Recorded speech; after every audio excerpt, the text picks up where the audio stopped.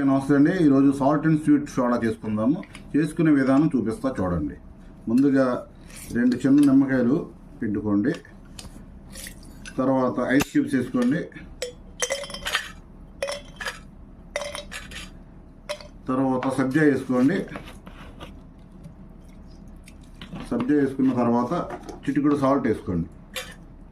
Salt వేసుకునే విధానం ఇంత సరిపోదండి సాల్ట్. తర్వాత షుగర్ షర్బత్ కొద్దిగా వేసుకోండి.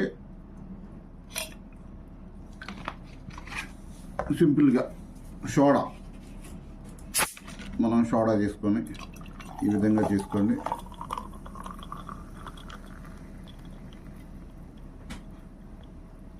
సోడా చేసుకున్న తర్వాత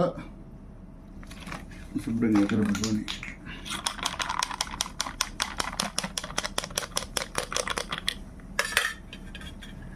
తర్వాత